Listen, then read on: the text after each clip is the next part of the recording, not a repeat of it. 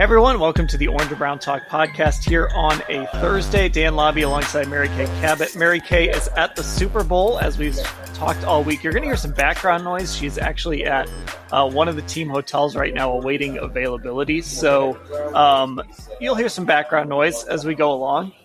Sorry about that. It is what it is, Mary Kay. This is life covering the Super Bowl. So kind of get us up to speed. What's happened today? Well, first of all, today I published a story on Frank Clark, and that story is about how he played at Glenville High. It's really kind of an interesting story. He played for Ted Ginn at Glenville, and the reason why he ended up at Glenville is because his father, who played at John Adams, sent for him in California, where he was really living a very rough life in a very, like, the worst part of South Central Los Angeles. His mom was addicted to crack. He learned how to cook crack by the time he was 8 years old. He was at times homeless. It's a pretty compelling story. So his father brought him to Cleveland, put him in, he started out at John Marshall, and then he ended up in the Ginn Academy, and Ted Ginn, worked his magic with him and really helped him out a lot, got him on the right track, and it's a really interesting story. Then his father perished in a house fire in 2018, along with 3 other relatives. So the story's got a lot of heartache and tragedy in it, and it's really about him, getting into some trouble, trying to overcome tragedy, trying to overcome things in his life that he had to deal with. And I talked to Ted Ginn, who is also coming out here to the Super Bowl. I talked to Ted Ginn about him, and that was, it was really interesting to hear the things that he had to say, just about how he had to talk him into playing defensive end. He did not want to play defensive end. He only wanted to play wide receiver, quarterback. So anyways, if anybody gets a chance, give it a read. It was kind of a cool story. Spent some time talking to Frank on opening night, and then Ted Ginn on the phone. As I mentioned, he's coming out here. Those two have kind of stayed in touch. They go off and on. But it's the story, has a lot to do with how he feels that the Academy and Glenville and Cleveland really shaped who he is as a player and a person. Yeah, so it's interesting, all the local ties. We talked about that the other day, of course, Frank Clark being one of them. Anybody who has covered high school football in the area knows about Ted Ginn and what he's done and the great teams he's had at Glenville and the players that have gone into the pros. So that story is at cleveland.com/Browns. As we're recording this, you can go find that right now to read about Frank Clark. And Ashley, we haven't had you on yet to really talk much about your Kelce brothers story that went up on Monday morning. Again, more local ties here with this Super Bowl. Yeah, I think the Kelce brothers are obviously, in general, one of the bigger storylines of this Super Bowl because it's the first time 2 brothers on the field have played on opposing teams against one another, obviously coming on the heels 10 years later from the Harbaughs coaching against one another in a Super Bowl. But basically it kind of set out because these are 2 guys who have stayed really involved with Cleveland and obviously mentioned from being from Cleveland Heights all the time. Of course, their podcast is named New Heights, which is a reference to where they're from. I kind of went with the angle of talking to people who coached them before anyone really knew what they were going to be. And it's especially interesting to remember back then, neither of them, they both essentially, I think it's fair to say, changed the positions that they play. Without Jason Kelce playing center, I don't think we maybe see as athletic of centers that we have now, where these guys are pulling and doing all that they're doing. And Travis Kelce is, of course, the best pass-catching tight end ever.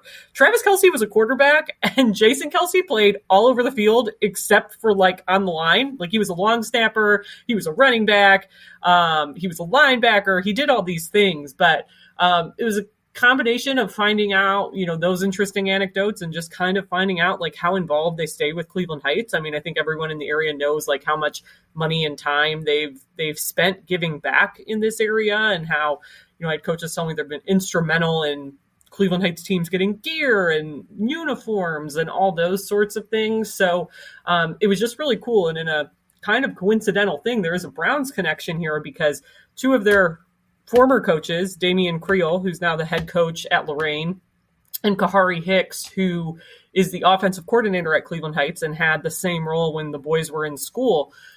They're actually going to the Super Bowl, but because of the Browns, they're the Browns Changemaker Award winners with Cleveland Heights head coach Max Stevens, because that group started the Build the Bridge initiative that the Browns have dealt a lot with in these high school teams. And the goal is to bring a racially and socioeconomically diverse group of high school teams together so that these kids can kind of get familiar with backgrounds they don't know anything about, but they've been knowing they were going since December. So it's kind of crazy that two of their former players are now also playing in the game. So kind of a cool angle there as well. Okay. So Mary Kay, we've mentioned a few storylines here. You're in Arizona. What are you picking up on as like the big storyline this week? What do you think people are really kind of talking about or kind of latching onto as a big storyline for this week? Well, I don't know necessarily, about that yet, because there really isn't one when you get past, the Kelce brothers, really. And I went to Roger Goodell's press conference today, and of course, Donna Kelce was there, front and center. She got to ask a question. She asked the commissioner, how do we get you on the New Heights podcast? And he said, all you have to do is ask. I'm in. So she was there. She's been, a huge hit this whole entire week with the chocolate chip cookies and just kind of being everywhere with the dual jersey on. But then the other thing that happened, there was a press conference after that I did not attend. I left to go work on my Frank Clark story, and DeMar Hamlin shows up at the NFLPA press conference. So I would have gone to that had I known that he was going to be there, because that's obviously a huge story. The fact that he survived and that he's here and he's doing well, and I could have seen him in the flesh, but I couldn't be everywhere at that moment. So I did miss that, but that was kind of a big deal today. And then Roger talked about a lot of different issues, including the fact that they love the Pro Bowl. They love the Pro Bowl games. So my idea of just canceling the Pro Bowl games, it's not going to happen. 52,000 fans went to Las Vegas and spent money having to do with the Pro Bowl games. Can you even believe that? But that happened. And Roger Goodell was kind of, kidding around a little bit about how, everything in Vegas is big. The Super Bowl will be in Vegas next year. And he's basically saying that, you just can't find a bigger venue in terms of just lights and action, camera, everything going on there. So it will be quite the Super Bowl next year, but also Miles could possibly dislocate another toe next year. Well, that's why the Browns have to make the Super Bowl, so that Miles doesn't have to participate in the Pro Bowl. They can try and keep him healthy for that. So if you haven't picked up quite on maybe what the storylines are just yet, I mean, what do you think what are you really kind of keeping an eye on from, beyond the local angles? Like going into this game, what are you most interested in? Well, I'm always interested in Patrick Mahomes. I mean, he is just, the be all and end all right now, I think, at quarterback. He's just phenomenal. And, this Super Bowl has the first two black quarterbacks playing against each other. That's a huge storyline, by the way. And that's just a momentous and amazing historic occasion. And, so there is a lot of that, how does Deshaun stack up? What can the Browns do with Deshaun to make sure that he gets here and he's one of these guys? So, that's another thing to kind of take a look at and to understand that, there's something pretty cool going on here. Ashley, Mary Kay and I talked a lot about Patrick Mahomes in the Hey Mary Kay podcast from Monday, I think it was. And this is such an interesting game for him. Like, maybe not like his legacy game, but like this sort of can set up his legacy. I think that's really interesting. If Monday morning we're talking about Patrick Mahomes has now won 2 Super Bowls. He's been to 3 of them. The AFC Championship is in Arrowhead every year. It just really sets up this kind of incredible chase for him to, see just how close he can get to Tom Brady. Yeah, and think about a couple months ago, or a handful of weeks ago, I guess I should say, time has no meaning anymore. But, when they're getting ready to play the Bengals again, and what the narrative was that, Patrick Mahomes and the Chiefs can't beat Joe Burrow and the Bengals. And then they obviously go and do that and win that close game in the AFC Championship. So I think it just is kind of funny to show how the pendulum swings from, we're like, is he even the best quarterback like currently in the league right now? Can he beat Joe Burrow in the AFC and consistently kind of have that edge? To now it would become, I think a huge, like you're saying, legacy definer if he wins his second Super Bowl and, has now won 2 out of 3. And, I know when we've had these talks before, we always kind of bring in the NBA comparisons because the way players are talked about is very similar. Like, I remember just the conversations around LeBron James, and very newsworthy given what he did last night. But back when he hadn't won a title in Cleveland, and that was all anyone talked about. And now the fact that he had to go to Miami to win one. And now I think when he did that, it changed the way people talk about him. You see that, I think, throughout sports, that one win in a championship game can kind of change a player's legacy or the trajectory that legacy is headed, even though they're still playing. And I definitely think it's a much bigger deal to win your second Super Bowl, given like how the conversation around Patrick Mahomes was this year before they made it to the Super Bowl and won that AFC Championship. How's this for a segue? We're talking about legacy. So this is the last podcast we're going to record before NFL honors on Thursday night. And we're going to replay the Joe Thomas interview that Mary Kay did last month. We're going to play that for our Thursday podcast. So you'll get to hear that before we find out what happens. Mary Kay, I don't think we can overstate like this moment here for the Browns, for Joe. I mean, for as bad as it's been, going back to even before Joe came into the league, but even, once Joe came into the league, this is one of the biggest moments. This is probably the biggest moment for the new Browns, but one of the biggest moments in Browns history on Thursday night. It's kind of striking, like how important this really is. Yeah, it really is. I mean, good for Joe. He's so deserving. It's so good for him, so good for the city. As you mentioned, it's a big, huge moment in Cleveland Browns history. This doesn't happen very often in terms of getting a player into the Hall of Fame. I mean, especially for the Cleveland Browns with all the losing that they've done over all of these years. I mean, these have been the lean times. So it's not like you're going to have a number of guys coming off of, the greatest show on turf and going into the Hall of Fame. As the Browns move forward, the hope is that some of the guys on this team will end up in the Hall of Fame, right? I mean, Myles Garrett could end up in the Hall of Fame. There's talk that Joel Bitonio could end up in the Hall of Fame. I think Amari Cooper, if he has a few more Pro Bowl seasons, can get into the Hall of Fame conversation.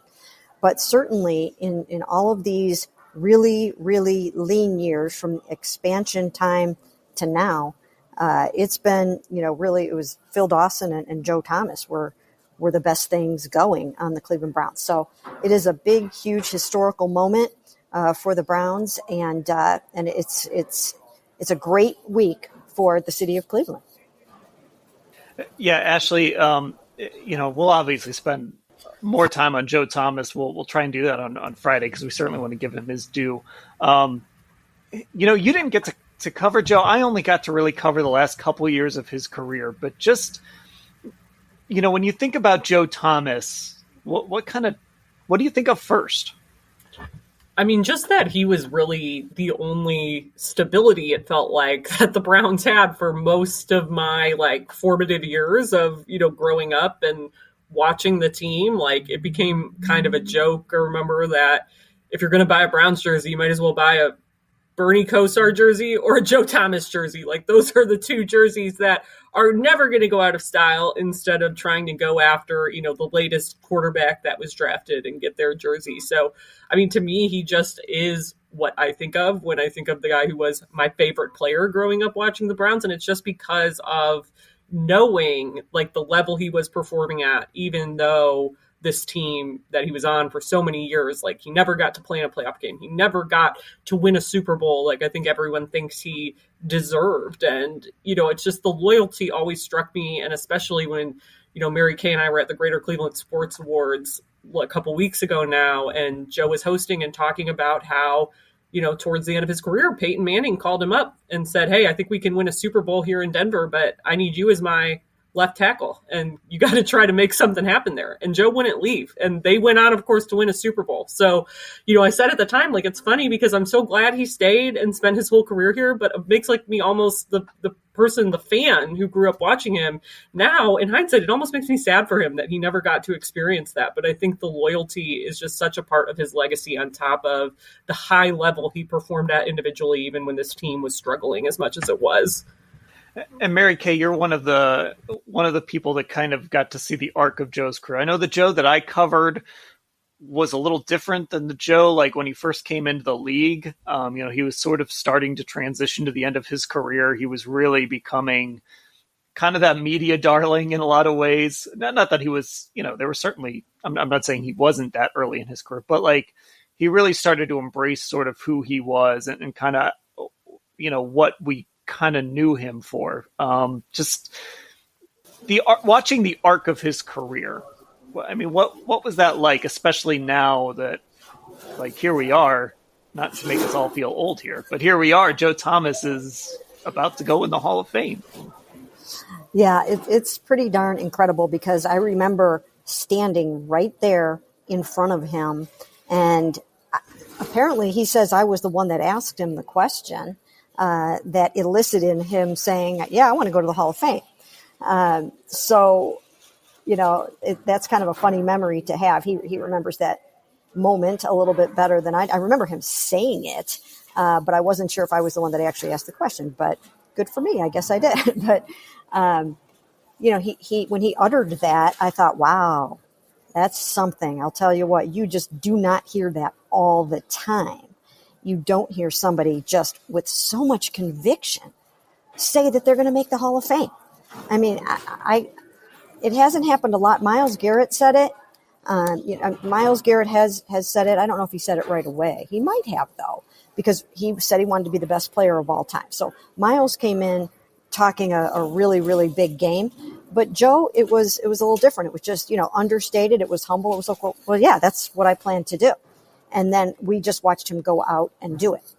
And he was just so good. He was so smooth. His technique was phenomenal. He wasn't the biggest guy, maybe not even the most talented left tackle in the history of the NFL. But he was just so sound and so technique solid that, he's obviously one of the best ever. And, I actually thought he was so good that he could have been a stand-up, sit-down guy. And in Hall of Fame vernacular, that is where you just stand up and you say the guy's name and you sit back down. Now, that's not going to happen. Let me just say that's not part of either what will happen or what did happen. But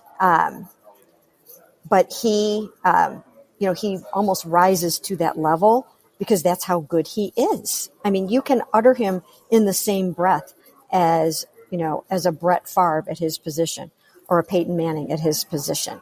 That's where he is. His credentials stack right up with the other 6 left tackles in the Hall of Fame. He was phenomenal, and we all know that he was phenomenal off the field as well. He held that team together through the tough times. He was the spokesperson. He would talk to everyone at his locker ad nauseum. And it was a total joy to cover him.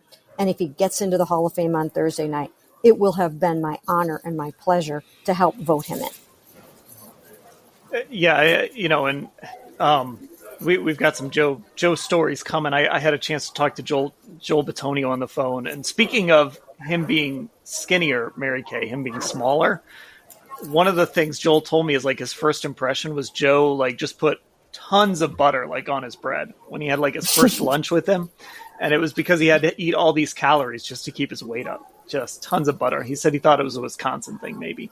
But just the time that Joe spent on his craft is really, I remember Bob Wiley when he was here just talking about like, and this was towards the end of Joe's career, talking about like he would watch Joe go through these little technique things, like the most basic things, just spend time just repping them over and over and over again. And Joel told me a story about him doing some like drills with his eyes closed so he could feel things instead of just seeing them. Like you realize what it takes to be a Hall of Famer, Ashley. Like you've got to be, I mean, it should be special and it should be difficult and it should be the best of the best. And just hearing stories about Joe, you realize like exactly what it takes to get to that level. Yeah, and I mean, even hearing, like you kind of alluded to it with Joel, but I know I've heard Wyatt Teller talk about Joel very similarly, and Jed Wills talk about Joe very similarly, that it's like the details that you pick up on the smaller things he did. Because I think Wyatt told me once, like, there are certain things physically that only Joe Thomas can do, right? And that's why he was as good as he was. But like what makes him a Hall of Famer is, like the little anecdotes like that and the way he studied the game and prepared and had notebooks full for each opponent. Like that is, I think, what these guys on this team currently, when they talk to him, those are the kind of things they're looking to pick up, because they even know, like, hey, this guy physically was on another level in terms of his athleticness and how gifted he was. But those other things, you can pick up those Hall of Fame habits, so to speak, even if you can't be the same exact player physically. Okay, we are sort of up against it on this podcast time-wise. Like I said, Mary Kay is at the Super Bowl. She's currently at Eagles availability is either about to get started or has already started. But Mary Kay, is there anything you want to add here before we wrap up? Did we miss anything? I think that Joel is going to be out here. He's going to be here. Nick Chubb is going to be here. I hear Joe Thomas is coming out. So, maybe I'll get an opportunity to run into some of those guys. And then I will be at the NFL Honors show tomorrow night in the event that Joe gets in. I will be, there to celebrate the moment, ask some questions of Joe, to congratulate him, and just be part of one of the like you guys said, one of the greatest moments in Browns history. Well, we're on this video here, and I see this crowd starting to form behind Mary Kay. It's like this zombie apocalypse is happening, so Mary Kay maybe needs to run away or something. But that'll do it for this edition of the Orange and Brown Talk podcast. Like I said, you'll be able to hear Joe Thomas's interview that he did with Mary Kay. We're going to rerun that here on Thursday, and then we'll come back on Friday and do sort of our big Joe Thomas react. I'm assuming it's going to be a "Hey, Joe got into the Hall of Fame," not a "How did Joe not get into the Hall of Fame" podcast. But either way, we will do our big Joe Thomas react on Friday. So just subscribe on Apple Podcasts and Spotify, and also become a Football Insider subscriber. cleveland.com/Browns, the blue banner at the top of the page. Mary Kay and Ashley, I will talk to both of you later.